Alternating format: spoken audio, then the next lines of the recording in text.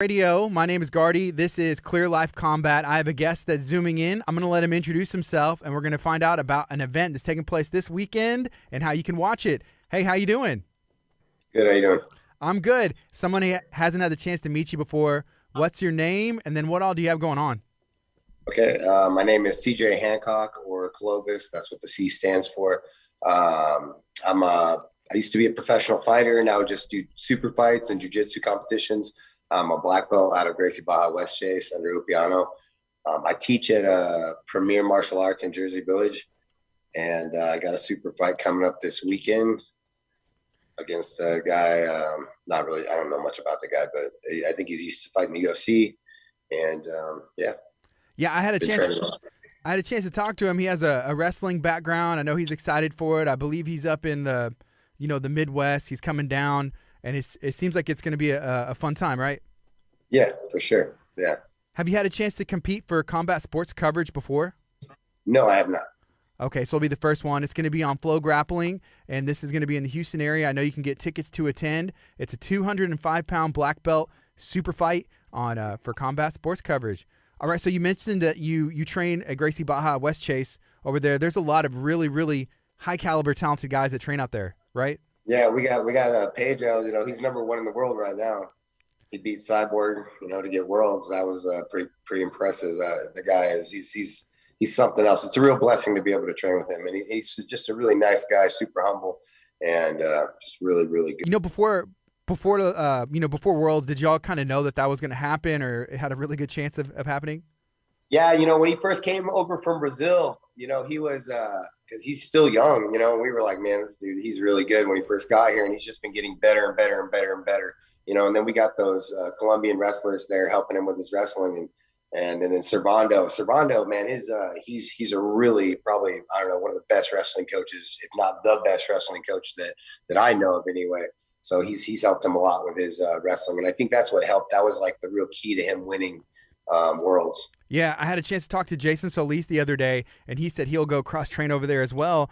And he was mentioning the wrestling coaches there, and the wrestling coach specifically, you just mentioned that's kind of like almost like the best-kept secret in BJJ. Yeah, it really is. And, I can't remember exactly, but, they just posted a picture on their page that, they have like a whole bunch of state champions. And basically they started the wrestling program to just kind of help the jiu-jitsu guys get better at, winning tournaments. And then it just evolved into its whole thing. And now it's like the #1 wrestling program in Texas, I think. I'm not sure, but I think it's like something like that. That's awesome. And that's right here in the Houston area, Gracie Barra West Chase. Very cool. Let's talk a little bit about your background. So how did you find combat sports, and what drew you in? I did martial arts when I was young, and then I wrestled a bit in school, and but I jumped around a lot, from different hobby sports to different things. And then when I was older, I was doing powerlifting competitions. I got hurt doing that. And then that was when I was like, I already have training in these different martial arts. Maybe, I think I could do jiu-jitsu, that looks like fun.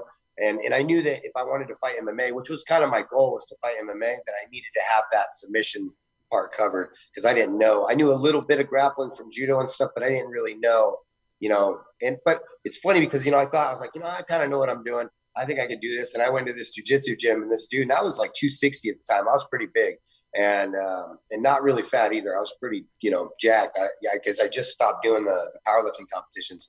And this guy that was like, I don't know, probably 155, skinny purple belt, just mangled me. Just tapped me out like 5 times. And I was like, oh, wow. I was like, and then, so, that was a long time ago, 14 years ago, something like that, 15 years ago. So I've been hooked ever since. So.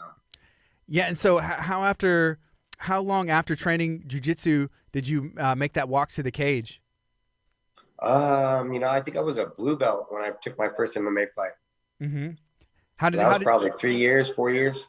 Yeah, 3 or 4 years. And how did that go for you? Was it fun? Was it everything that you thought it would be? I won my first fight in the first round. So, and it's funny. It was actually against a guy from Premier. Oh. From Premier Martial Arts. Yeah. You know, that's funny. That's actually how I met Armando. I'm pretty sure he was cornering for the guy I had my first fight with.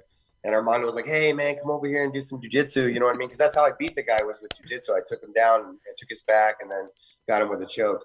And then, you know, I started going over and training with Armando, and he's such a cool guy. And then, and eventually I started teaching over there for a while. And then I moved up to this area, and it was just, you know, I was making the drive down, but it was too far, man. And sometimes with traffic, it was like taking an hour and a half to get down there. I was like, man, I can't do this anymore. Yeah.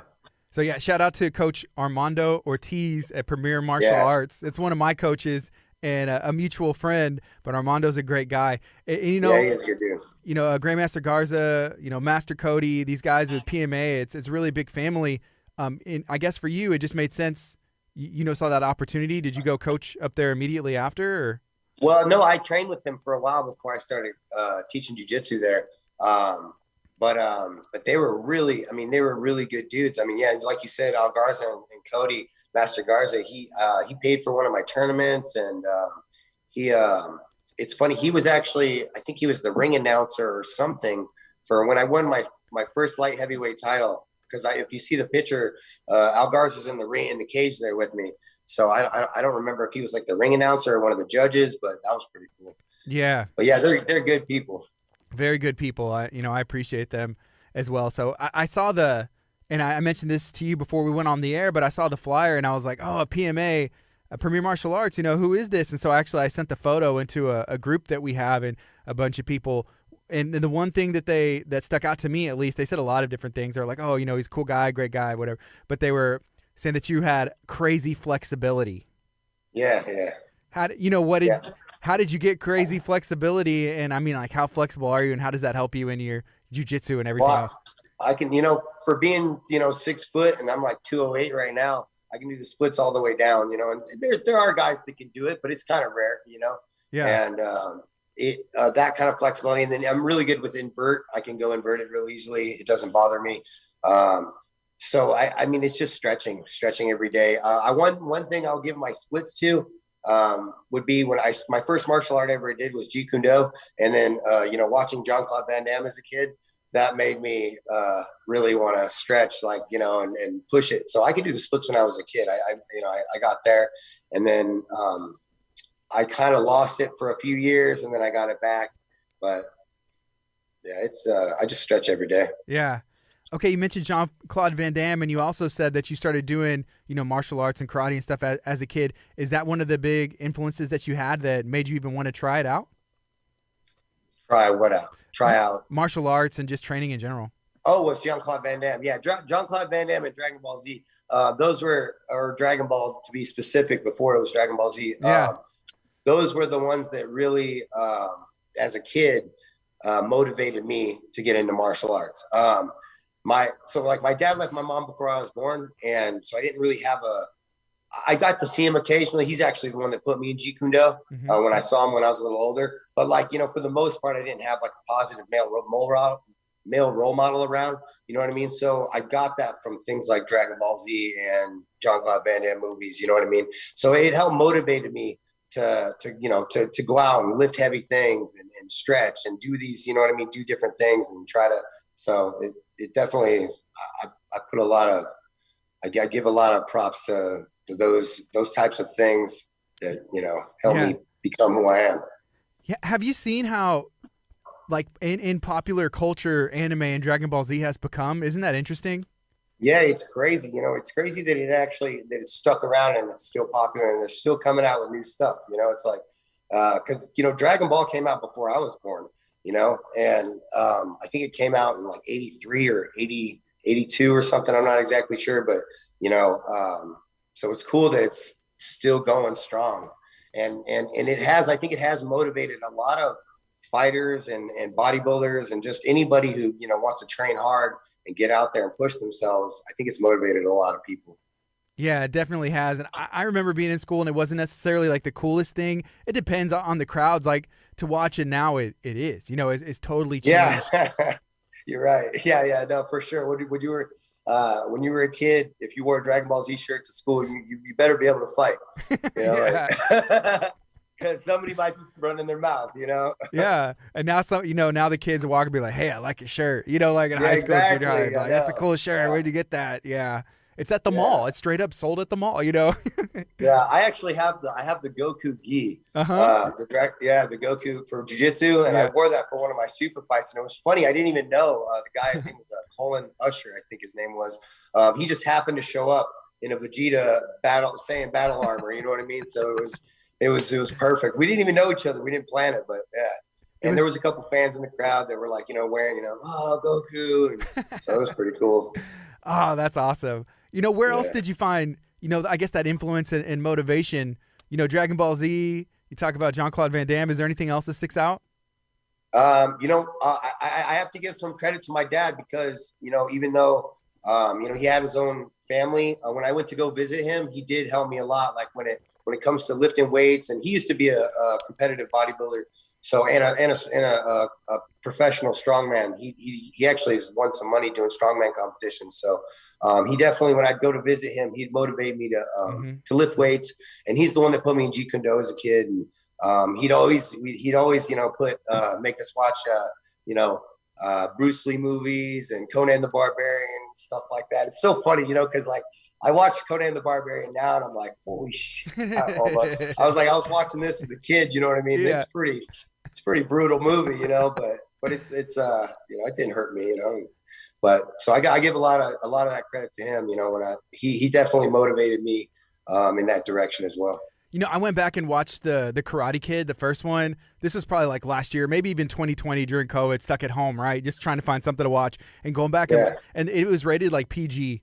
And then like looking at like the language and some of the things happen, or even The Sandlot. The movie The Sandlot was like, it's one of my favorite movies as a kid. Going back, I'm like, they said this? Great movie. What in the world? Like, I don't remember this as a kid. It kind of went over my head, or I don't know what. But you didn't realize how bad it was. Yeah. Yeah, that's funny how that happens. All right. Yeah. So, what are your goals going forward? So you're a black belt and you train under Gracie Baja, Gracie Baja West Chase. You teach at Premier Martial Arts, as well. Are you trying to compete, more this year? Or what is that looking like for you? Yeah, a lot. I want to compete as much as I can this year. I had a little rough patch. So I don't know if you know what happened. So when I was fighting, the reason why I don't fight MMA anymore is I cut from 230 to 170 and my heart stopped for 5 minutes. And it happened in the cage. The video's on my Instagram, Clovis the Cleaver. You can watch the video. But so the state suspended me indefinitely, even though I've had 2 doctors clear me, said there's nothing wrong with me. It was specifically, I literally killed myself by dehydrating myself to, the point of where my body just shut down basically, because your brain, your heart fires off of electric currents like potassium. You need these things, electrolytes and stuff in your body. And I didn't have any of that. Like, it was crazy when I was in the hospital, I sucked up 8 bags of saline in about, I don't know, probably 20 minutes, 30 minutes. I mean, an hour, I don't even know. It seemed like it was really fast, but you literally could watch my forearm go from the size of my wrist to like the size of my forearm. It was like a sponge. It was pretty crazy. But so because of that, I can't fight anymore. So I want to focus on, but I still can't compete. So I want to focus on competing. And as much as I can, I'm already registered for the Houston IBJJF Open. I have 2 more super fights lined up after this one. One's in May 1st. That's the for Submission Hunter Pro. I'm really excited about that one. And then the next one is for TCWC. I can't remember exactly. It's like the Texas West Coast Wrestling. Okay. You know what I'm talking about? Yeah. Yeah.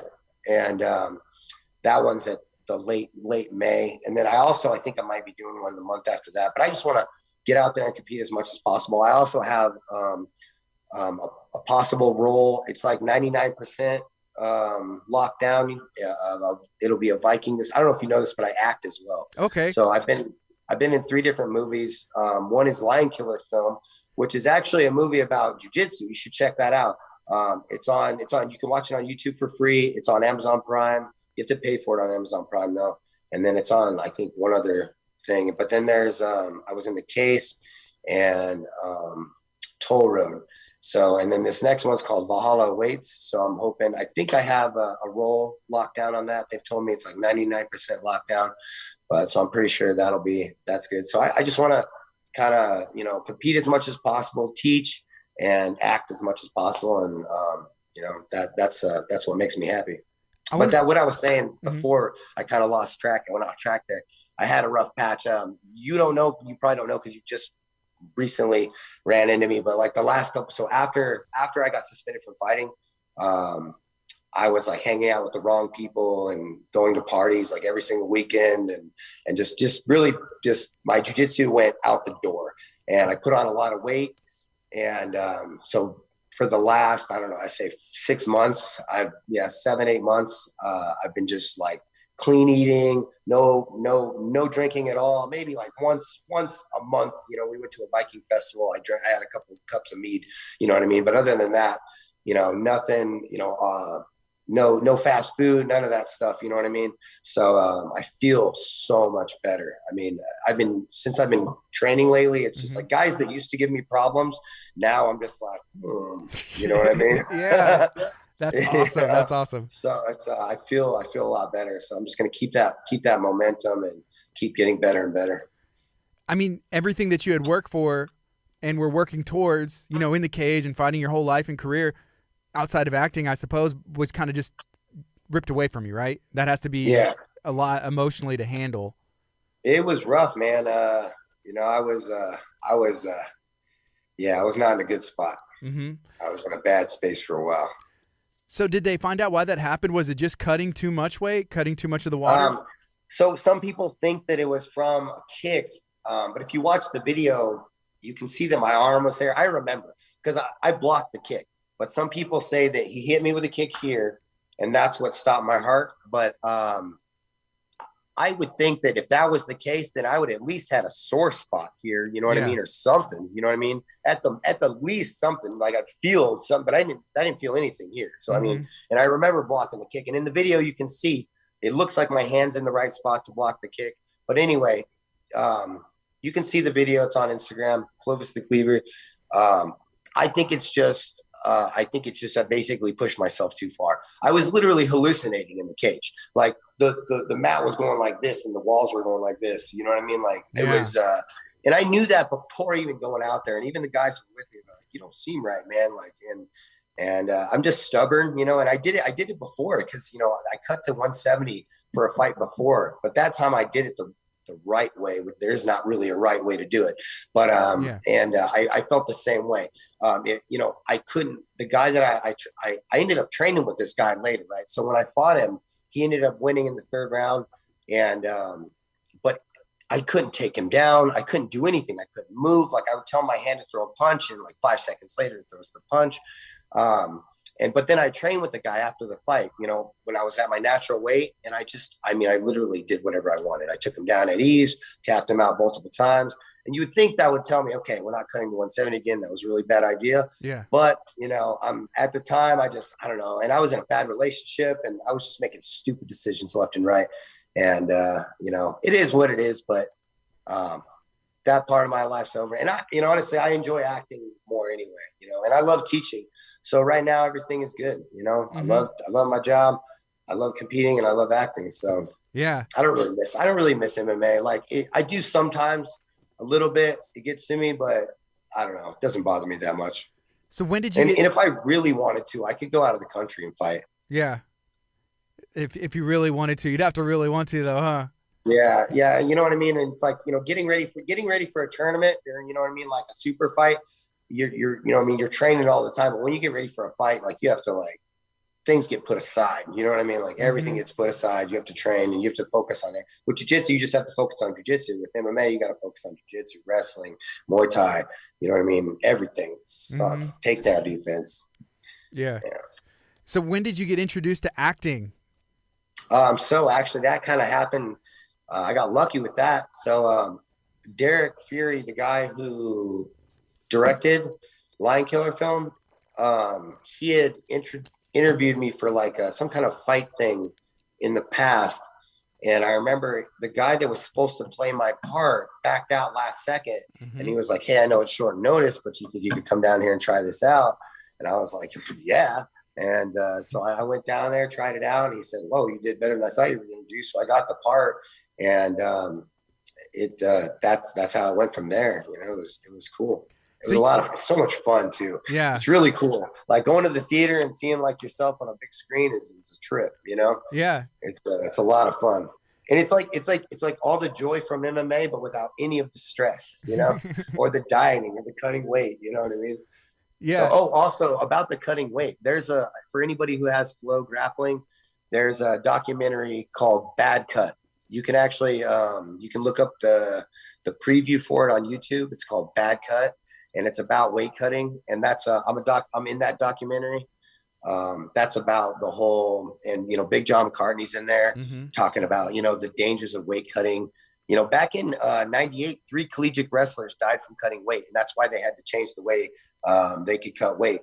And then not recently now, but about 2 or 3 years ago, a girl she was 17 years old going to cut weight for an amateur fight, not even getting paid, and went to cut the last 5 pounds. Nobody went with her, and she fell over, and by the time they found her, it was too late. So she actually passed away, and that's just crazy. You know what I mean? For what, luckily when it happened to me, it happened in the cage, because if it would have happened in the sauna, I probably wouldn't be talking to you right now. You know what I mean? Like it happened in the cage where the doctors are right there. They had the defibrillator to bring me back. So yeah. Wow. I'm gonna have to check that out. Bad Cut on Flow. And you said the name of that other movie, so it's Line Killer Film. That's on YouTube. Yeah. And it's on YouTube. Yeah, the whole movie's on YouTube now. I wanted to ask you, so as far as like acting goes, what's a dream role, or like how far do you think this thing can go? So that's why I just have fun with it. I'm not trying to, obviously, it would be amazing to be in, a major, like a Marvel movie or something like that. And if it happens, thank God. But if it doesn't, I'm still happy. You know what I mean? I love, like, so people ask me sometimes, they're like, do you have like a retirement plan? I'm like, I'm not retiring. I'm going to teach jujitsu until I die. That's the only thing that, I've had periods like when I first moved back to Texas for this job, because I moved to California for a while. I didn't like it. But I moved back to Texas for this job at PMA. And there was probably 5-6 months where I was just teaching privates because the gym wasn't open yet. And man, I hated that. Like, I had too much free time. I don't know. And teaching privates isn't as rewarding as when you teach a class, you know what I mean? And you see kids go from throwing a punch like this to actually throwing a punch. It's like rewarding. You know what I mean? It feels good. That's what I plan on doing until I die. You know what I mean? But that's what I enjoyed the most. But acting, if I can take it to like that, a major role like that, cool. If not, I'm cool with just doing these smaller movies, whatever. It's fun for me. So I really enjoy it. So I don't really care. What kind of roles do they generally have you play right now? So in Lion Killer, I was basically, that movie's about a professor who adopts 2 kids that are troubled kids, and he ends up passing away, and he hands down the gym to them. The one kid stays. That's the other guy. He tries to keep the gym going, and then I go and do my own gym, and we kind of have this like rivalry thing going on. Yeah. And then so that's that role. And then in Toll Road, I play a police officer, and then in The Case, I play just like an office, like a guy working in an office. But they're all speaking roles. So, and those clips of those are on my Instagram too. Cool. I did. I've looked at your Instagram and everything, but I'm gonna have to look closer because the ones that you've talked about I haven't seen, so I need to go check them out. Yeah. They should be pretty. I mean, you shouldn't have to scroll down too far because those were all in the last 4 or 5 years. Okay, awesome. All right, so if you're just now joining us, I'm talking to CJ Hancock. He trains out of Gracie Baja West Chase. He's also an instructor at Premier Martial Arts in Jersey Village, I believe. And I'm excited for your super fight. It's coming up this weekend. How do you see that going? Do you have any predictions? Just going to have fun with it, or what do you see happening? Yeah, that's how I am. That's how I am when it comes to super fights. Is I don't really have like a game plan. I just go out there and see what his game plan is, and I try to adjust from that, and I try to make it entertaining as possible. Like I don't ever want to be one of those guys that people are like, come on, do something, like do something like that. I don't want to be one of those matches, so I want to, if I'm not getting a submission, I want to be constantly moving at least. So that way, people are entertained. I know he's a good wrestler, so I imagine he's probably going to come in and shoot for the takedown. So I'll do my best to stop that. Wrestling isn't is definitely not the best thing that I'm best at, but I'm not bad at it either. You know what I mean? So that's part of the problem with, all the wrestling classes at West Chaser when I'm teaching at Premier. So it's hard to make the wrestling classes, but I'm my wrestling's not bad. So we'll see how it goes. Just go out there, have some fun, and go for that submission. Awesome. That's going to be on Combat Sports Coverage. It's this weekend. It's on Saturday. You can stream that from anywhere on Flow Grappling. CJ, is there anything else that you would like to share today? No, I want to say thanks to, Upiano Malachis, and, he's been like a, really like an idol to me. He's been really good to me. He's helped me out every time I've ever needed help, gave me my black belt, gave me my first stripe on my black belt. Thanks to Pedro. Also, my training partners at 85. I train at 85 as well. Jose Angel Milanes and Bo and Lee. And then I also train at, I've been going to that open mat on Sugarland too. That's pretty good too. But just thanks to all my training partners and everybody, Armando, I miss you, bro. And that's it. I know it's a little bit of a ways, but you got to come hang out with us sometime over here in League City. I know, man. And that's another hard thing is that I was talking to Armando. I was like, hey, when are you guys doing jiu-jitsu? And it's always when I'm stuck teaching class at Premier at Jersey Village. So we're going to have to figure out a day when we meet up on a weekend or something. Yeah, we'll figure it out. But you guys are always welcome to come up there too. You know what I mean? At 8:45, we usually start grappling. So cool. Well, I'll tell them we should make it happen. Thank you so much for your time. Fun, man. Right now we only have a few adults. We just opened. Okay. But we have about 5 or 6 guys that are they're all white belts, but they're doing pretty good.